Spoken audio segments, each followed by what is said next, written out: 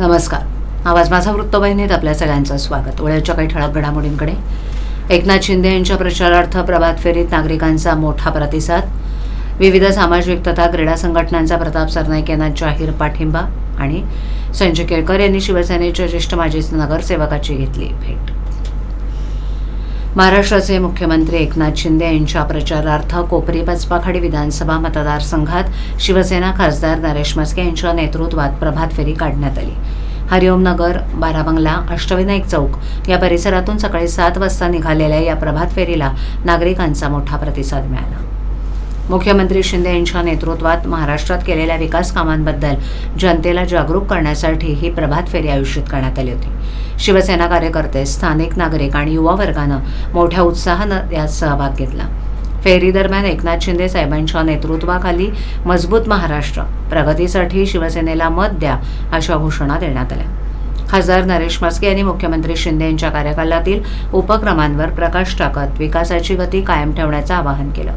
शिंदे यांच्या नेतृत्वात महाराष्ट्रात झालेली रस्त्यांची सुधारणा, नवीन रोजगार संधी, महिलांसाठीच्या योजनांचा लाभ तसंच स्थानिक पातळीवरील विकास कामं यामुळे नागरिकांचा पाठिंबा वाढलाय. या प्रभात फेरीत महिला, तरुण वर्ग तसंच विविध क्षेत्रातील नागरिकांनी सहभाग घेतला, ज्यामुळे परिसरात उत्साहाचं वातावरण निर्माण झालं होतं. ओवळा माजिवडा विधानसभा मतदारसंघातील महायुतीचे उमेदवार आणि शिवसेनेचे आमदार प्रताप सरनाईक यांची ताकद वाढण्याची शक्यता निर्माण झाली आहे. वंचित बहुजन आघाडीचे आकाश पैठणकर आणि शौर्य युवा प्रतिष्ठानचे विशाल येडे यांनी शिवसेनेत जाहीर प्रवेश केलाय. यावेळेला वर्तकनगर, भीमनगरमधील कार्यकर्ते मोठ्या संख्येनं उपस्थित होते. प्रवेशावेळी शिवसेनेच्या नेत्यांनी त्यांचं जल्लोषात स्वागत केलं. आकाश पैठणकर आणि विशाल येडे हे त्यांच्या संघटनात्मक ताकदीसाठी ओळखले जातात. त्यांच्या शिवसेनेत सामील होण्यानं ओवळा माजिवडा मतदारसंघात शिवसेनेची स्थिती अधिक मजबूत होणार आहे. आमदार प्रताप सरनाईक यांनी त्यांच्या प्रवेशाचं स्वागत करत मतदारसंघाच्या विकासासाठी सर्वांना एकत्र येऊन काम करण्याचं आवाहन केलं. वंचित आणि युवा वर्गाचा पाठिंबा मिळाल्यामुळे आगामी निवडणुकीत महायुतीसाठी सकारात्मक वातावरण निर्माण होण्याची शक्यता आहे. या प्रवेशामुळे स्थानिक राजकारणात उत्सुकता वाढली असून ओवळा माजिवडामधील निवडणूक अधिक चुरशीची होणार असल्याचं स्पष्ट होत आहे. महायुतीच्या समर्थकांमध्येही या प्रवेशामुळे आनंदाचं वातावरण आहे. आमदार प्रताप सरनाईक यांनी त्यांचं स्वागत केलं. यावेळेला साईनाथ नगरचे शिवसेना शाखा प्रमुख राजेश लोखंडे हे देखील उपस्थित होते. पासून भीमनगर, वर्तकनगर प्रभागामध्ये सामाजिक, सांस्कृतिक आणि लोक उपयोगी कामे मी शौर्य युवा प्रतिष्ठानच्या माध्यमातून माझ्या अनेक सहकार्याला घेऊन करत आलो. परंतु समाजासाठी काम करत असताना कुठेतरी एक प्लॅटफॉर्म हवा असतो. तर प्लॅटफॉर्म मी आज सरनाईक साहेबांचे जे कामं आहेत ओवळा माजिवडा विधानसभेमध्ये आणि माझ्या प्रभागामध्ये राधिकाताई फाटक असतील, नगरसेवक राजेंद्र फाटक असतील, यांच्या कामाची पोचपावती बघून मी आज शिवसेनेमध्ये जाहीर प्रवेश केलेला आहे. आणि माझ्या पूर्ण महिला असतील, माझे सहकारी असतील, आम्ही आज जाहीर प्रवेश केला आहे. आणि सरनाईक साहेबांच्या माध्यमातून आणि राजेंद्र फाटक साहेब असतील, अनिल भोईर असतील, राजेश लोखंडे असतील, यांच्या मार्गदर्शनाखाली शिवसेना वाढीचं आणि समाजासाठी प्रत्येक काम येथून पुढे मी करत आहे. ठाणे शहर विधानसभा मतदारसंघातील भाजपाचे उमेदवार संजय केळकर यांच्या विरोधात निवडणूक लढण्याचा निर्णय मुख्यमंत्री एकनाथ शिंदे यांच्या आदेशानंतर मागे घेतल्यानंतरही शिंदे सेनेचे संजय भोईर हे प्रचारापासून दूर असल्यानं महायुतीची डोकेदुखी वाढली होती. परंतु केळकर यांनी गुरुवारी भोईर यांची भेट घेऊन त्यांची नाराजी दूर करण्याचा प्रयत्न केला असून या भेटीदरम्यान दोन्ही नेत्यांमध्ये प्रचार रणनीतीबाबत चर्चा झाल्यानं अखेरच्या क्षणी दोन्ही नेत्यांमध्ये मनोमिलन झाल्याचं चित्र आहे. ठाणे शहर विधानसभा मतदारसंघातून निवडणूक लढवण्यासाठी शिंदेंच्या सेनेचे माजी नगरसेवक संजय भोईर आणि माजी महापौर मीनाक्षी शिंदे हे इच्छुक होते.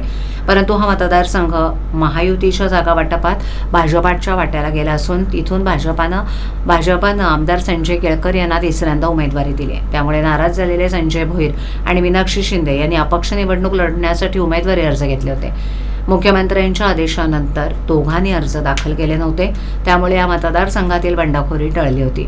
असं असलं तरी संजय भोईर, मीनाक्षी शिंदे हे दोघंही केळकर यांच्या प्रचारासाठी मैदानात उतरलेले नाहीत. काही दिवसांपूर्वी मुख्यमंत्री एकनाथ शिंदे यांनी संजय केळकर यांच्या समक्ष मीनाक्षी शिंदे यांच्यासह स्वपक्षातील नाराजींचे म्हणणं ऐकून घेत त्यांची नाराजी दूर केली होती. त्यानंतर मीनाक्षी या सुद्धा प्रचार सुरू केला होता.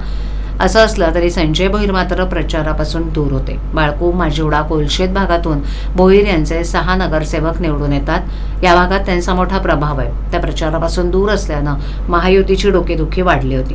भाजपा उमेदवार संजय केळकर यांनी गुरुवारी शिंदेंच्या शिवसेनेचे ज्येष्ठ माजी नगरसेवक देवराम भोईर, संजय भोईर यांच्या निवासस्थानी जाऊन भेट घेतली. यावेळेला केळकर यांनी भोईर यांची नाराजी दूर करण्याचा प्रयत्न केला. या भेटीदरम्यान दोन्ही नेत्यांमध्ये प्रचार रणनीतीबाबत चर्चा झाल्यानं अखेरच्या क्षणी दोन्ही नेत्यांमध्ये मनोमिलन झाल्याचं चित्र आहे. विधानसभा निवडणुकीच्या पार्श्वभूमीवर आचारसंहिता लागू करण्यात आली आहे, परंतु गेल्या काही दिवसात आचारसंहितेचा भंग होण्याच्या तक्रारींमध्ये वाढ झाल्याचं दिसतंय.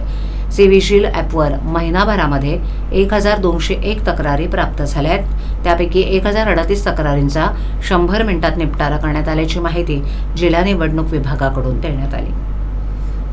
विधानसभा निवडणुका जाहीर होताच 15 ऑक्टोबरपासून आचारसंहिता लागू करण्यात आली आहे. या काळात आचारसंहितेचा भंग होऊ नये यासाठी जिल्हा निवडणूक विभाग सज्ज झालाय. ठाणे जिल्ह्यातील 18 विधानसभा मतदारसंघात निवडणूक पार पडणार आहे. या सर्व मतदारसंघातील महायुती आणि महाविकास आघाडीच्या उमेदवारांच्या प्रचाराला जोर आलाय. मिरवणूक, प्रचार फेरी, सभा तसंच मेळावे असे उमेदवारांचे कार्यक्रम ठरलेले आहेत. सत्ताधारी आणि विरोधकांचे आरोप प्रत्यारोपांमुळे राजकीय वातावरण चांगलंच तापल्याचं दिसतंय. या मिरवणूक, सभा आणि मेळाव्यांमध्ये एखाद्या पक्षाकडून किंवा उमेदवाराकडून आचारसंहितेचा भंग होत असल्याचं निदर्शनास आल्यास त्याची तक्रार सी-विजिल ॲपवर करता येते. प्रचारात काही अनियमितता आढळून आल्यास नागरिक त्या प्रकरणाचा संदेश, फोटो, व्हिडिओ या ॲपवर शेअर करतायत. गेल्या काही दिवसात आचारसंहितेचा भंग होण्याच्या तक्रारींमध्ये वाढ झाल्याचं दिसतंय. 15 ऑक्टोबर म्हणजेच आचारसंहिता लागू झाल्यापासून ते 14 नोव्हेंबर या महिनाभराच्या कालावधीत ठाणे जिल्ह्यात 1201 तक्रारी या ॲपवर प्राप्त झाल्यात. प्राप्त झालेल्या 1201 तक्रारींपैकी 1109 तक्रारी या बरोबर आढळून आल्यात. त्यातील 1038 तक्रारींचा निपटारा 100 मिनिटात करण्यात आलाय, तर 92 तक्रारी या वगळण्यात आल्यात, अशी माहिती जिल्हा निवडणूक विभागाकडून देण्यात आली. लोकसहभाग, लोकचळवळ आणि लोककल्याण या त्रिसूत्रीनुसार काम करत आलो असून यापुढेही नागरिकांच्या आनंद सुखसोयीकरता जीवाचं रान करीन, अशी ग्वाही आमदार संजय केळकर यांनी दिली. ठाणे शहर विधानसभा मतदारसंघाचे भाजपा महायुतीचे उमेदवार संजय केळकर यांच्या विजयासाठी हायलँड, यशस्वीनगर, ढोकाळी येथील अंबर इंटरनॅशनल स्कूलच्या पटांगणामध्ये जाहीर सभा पार पडली. त्यावेळेला उपस्थित जनसमुदायाला केळकर यांनी संबोधित केलं. याप्रसंगी व्यासपीठावर अंबर संस्थेचे लक्ष्मण कदम, सभेचे संयोजक निलेश पाटील, रमाकांत पाटील, माजी उपमहापौर अशोक भोईर, युवा मोर्चाचे सूरज दळवी, घोडबंदर मंडळ अध्यक्ष ॲडव्होकेट हेमंत म्हात्रे तसंच युवासेना ठाणे जिल्हा सचिव अभिषेक शिंदे, जितेश गुप्ता, अर्जुन डाभी इत्यादींसह भाजपा, शिवसेना, राष्ट्रवादी, रिपाई मित्रपक्षांचे पदाधिकारी उपस्थित होते. मुंबईनंतर ठाणे हे महत्त्वाचं डेस्टिनेशन असल्यानं व्हिजन डॉक्युमेंट बनवण्याचं सांगून केळकर यांनी विस्तारित ठाणे झाल्यानंतरच्या परिस्थितीवर भाष्य केलं. आधीचे 7-12 गेले, पण त्यानंतर आलेले प्रॉपर्टी कार्ड सदोष असून त्यात सर्व रहिवासी भरडले जात आहेत. तेव्हा जसा येणे जिजिया कर रद्द केला, त्याच धर्तीवर महसूल मंत्र्यांची भेट घेऊन तातडीनं हा प्रश्न मार्गी लावणार असल्याचं सांगितलं. सभेच्या प्रारंभी उपस्थित महायुतीच्या पदाधिकाऱ्यांनी उपस्थित केलेल्या विविध समस्यांविषयी बोलताना केळकर यांनी माझी बांधिलकी जनतेशी आहे, लोकसहभाग, लोकचळवळीतून लोककल्याणासाठी झटत असताना मतदारसंघात आमदार आपल्या दारीच्या 151 कार्यक्रमाद्वारे तब्बल 40,000 नागरिकांशी थेट भेट घेऊन समस्यांचं निराकरण केलं. तेव्हा नागरिकांचा हॅपीनेसचा रेशो वाढवण्याकरता यापुढेही जीवाचं रान करीन, अशी ग्वाही केळकर यांनी दिली. दरम्यान MMR रिजनच्या विकासासाठी देशाचे पंतप्रधान नरेंद्र मोदी तसंच राज्यातील महायुतीचे सरकार कटिबद्ध आहे. तेव्हा पुन्हा एकदा भाजपा महायुतीलाच संधी द्या, असं आवाहन संजय केळकर यांनी केले. ठाणे महापालिकेच्या राम गणेश गडकरी रंगायतन या नाट्यगृहाच्या नूतनीकरणाचं काम मोठ्या प्रमाणावर सुरू करण्यात आलंय. कंत्राटदारानं हे काम विहित मुदतीत पूर्ण करावं, असे निर्देश पालिका आयुक्त सौरभ राऊत यांनी दिलेत. ही वस्तू लवकरात लवकर रसिक आणि नाट्यकर्मींसाठी खुली व्हावी, अशी अपेक्षाही आयुक्त राव यांनी व्यक्त केली आहे. सन 1978 बांधण्यात आलेल्या रंगायतांची 1998 प्रथम मोठ्या प्रमाणावर दुरुस्ती करण्यात आली होती. त्यानंतर आता 26 वर्षांनी नूतनीकरण होत आहे.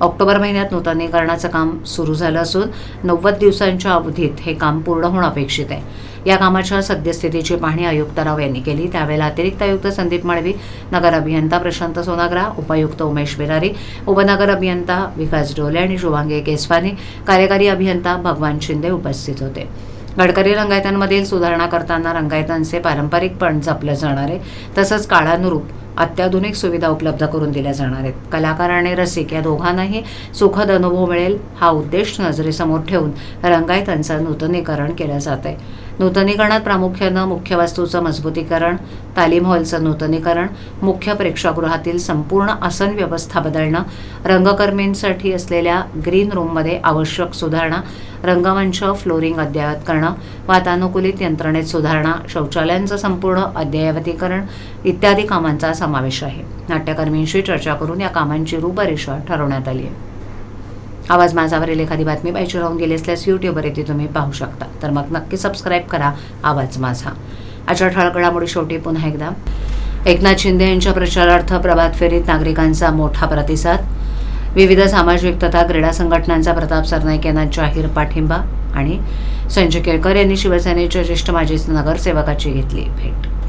आपल्या विभागातील काही सूचना अथवा समस्या असल्यास ते आमच्यापर्यंत जरूर पोहोचवा. आम्ही तुमचा आवाज नागरिकांपर्यंत नक्की पोहोचवू. आम्हाला संपर्क करण्यासाठी आमचा पत्ता आवाज माझा 103 सायलेक आदर्श नगर कोलपाट रोड ठाणे पश्चिम. आमचा दूरध्वनी क्रमांक 7666214141. आमचा ईमेल ID awazmaza.tvnews@gmail.com. तर पुन्हा भेटू याच वेळाच ठिकाणी काही नवीन घडामोडींसह. आवाज माझा वृत्तवाहिनी.